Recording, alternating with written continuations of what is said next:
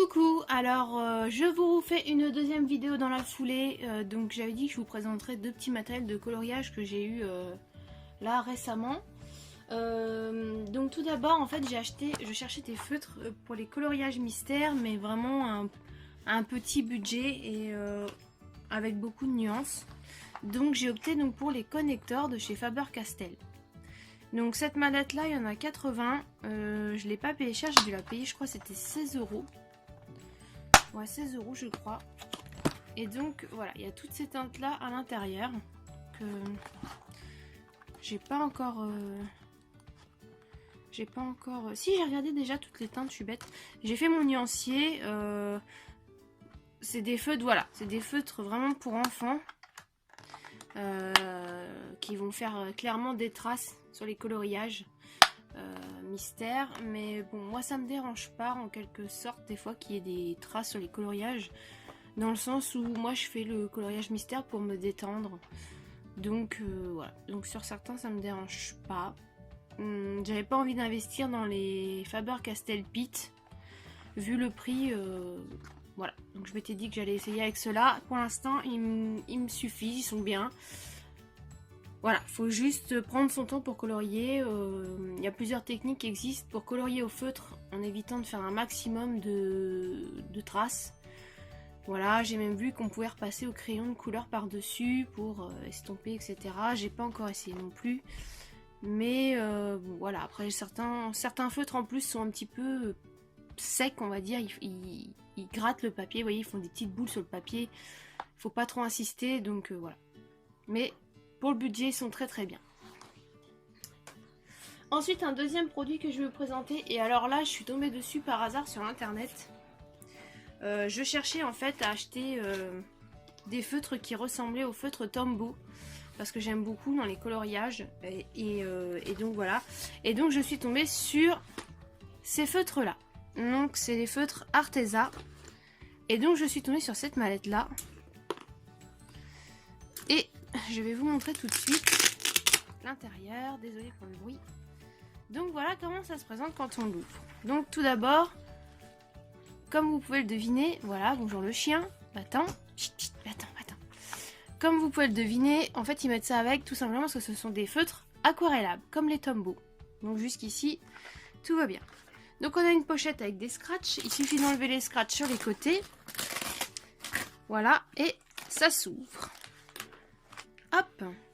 Donc, combien il y a de nuances? Je ne sais plus. Ah, bah je ne sais même plus combien il y en a dedans.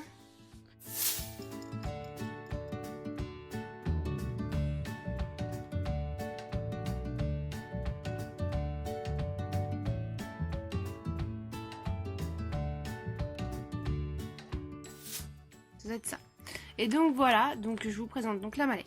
Elle est déjà rangée par couleur quand vous la recevez. Donc là, il y a tous les bleus, tous les verts. Là, on a tous les roses, violets et tous les jaunes, orange, rouge. Et à la fin, on a le restant de vert, les marrons, les gris et les noirs. Et le noir. Alors, j'ai eu plusieurs avis sur ces feutres-là.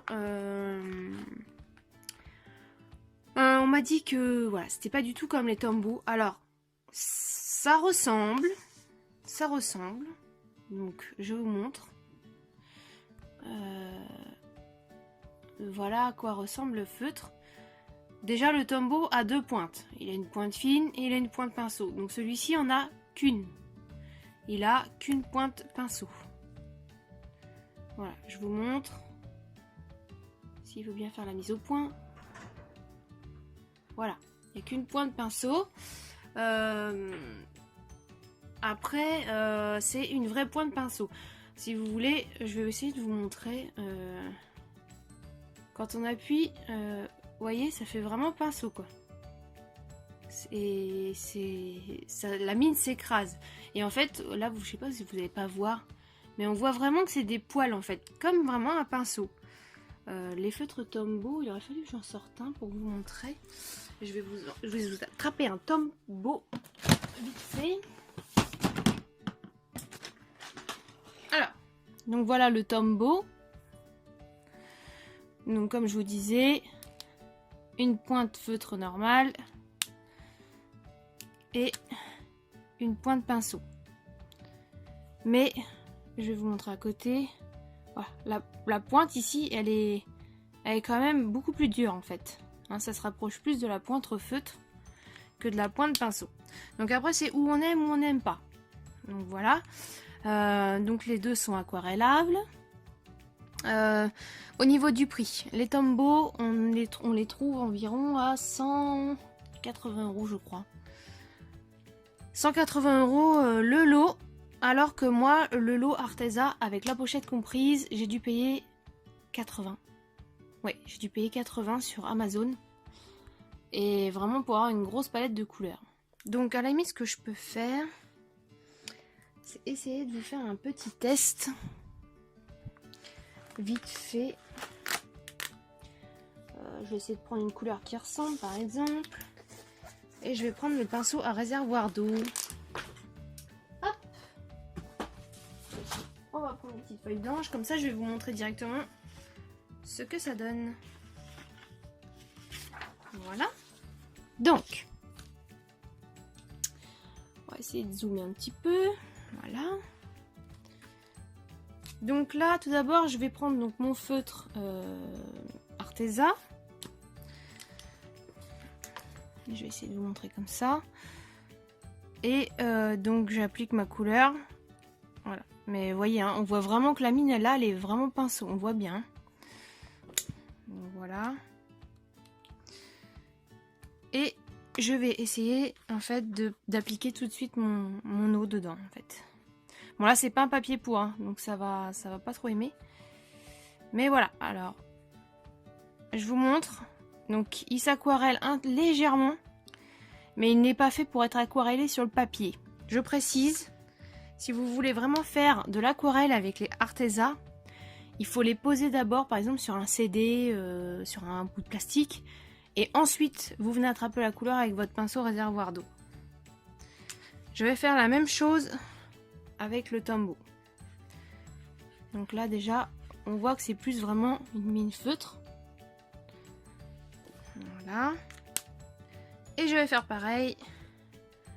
Je vais venir aquareller. Et là on voit que lui par contre il s'aquarelle très bien par exemple sur le papier. Voilà. Il fait quelques traces mais il s'aquarelle très bien sur le papier. Mais voilà, toujours pareil, je tiens à préciser, c'est pas le même budget. Si vraiment vous voulez des feutres qui s'aquarellent sur le papier, il faut, voilà, malheureusement, il n'y a pas autre chose que les Tombow. Je ne connais rien d'autre que les Tombow. Par contre, si vous êtes prêt à vouloir faire de l'aquarelle au feutre et que ça vous dérange pas de poser la couleur sur, voilà, sur une petite palette à côté et ensuite de venir appliquer, bah, les Arteza sont très bien. Après, niveau longévité de vie, enfin, niveau durée de vie, je ne sais pas ce qu'ils valent. Donc voilà. Eh bien, je tenais à vous présenter en tout cas ce lot de feutres. Après, peut-être qu'il y en a parmi vous qui les ont déjà, qui ont peut-être des avis différents, ou qui les utilisent peut-être différemment. Oups, pardon. Qui les utilisent peut-être différemment. Moi j'ai trouvé que cette technique là pour les utiliser, je ne peux pas faire de l'aquarelle sur le papier, ça ne marche pas. Donc voilà. Mais ça marche bien quand on les pose à côté. Je me répète, hein, excusez-moi, mais... Et puis en plus j'aime beaucoup leur... je sais pas, leur petite sacoche, elle est vraiment très bien. Ça permet de l'emmener un peu partout. Et puis franchement, bah, les Tombow sont quand même très très chers. Hein. Même sur... Même avec des ventes privées, ça reste quand même très très cher et je ne pouvais pas. Et voilà, donc j'ai acheté ça. Et moi, je n'en suis pas déçue, je les aime bien. Voilà, après ça dépend ce que vous recherchez. Et bien en tout cas, voilà, j'ai pas acheté plus de matériel, c'est déjà pas mal. J'envisage pas d'en acheter tout de suite du nouveau matériel. Quoique je voulais tester quand même, il y a des nouveaux crayons là qui commencent à se faire connaître, les Castle Art, je crois, les Castle Art, qui apparemment sont très bien et qui auraient le même résultat vraiment que les Prismacolor. Donc à voir, pourquoi pas peut-être faire un test avec ces feutres. ces feutres, ces crayons, pardon. Et puis, je verrai ça. Voilà. Eh bien écoutez, j'espère que cette vidéo vous aura plu et peut-être qu'elle vous aura aidé si vous cherchez des feutres ou... Voilà. Et puis je vous dis à très bientôt pour de nouvelles vidéos. À bientôt!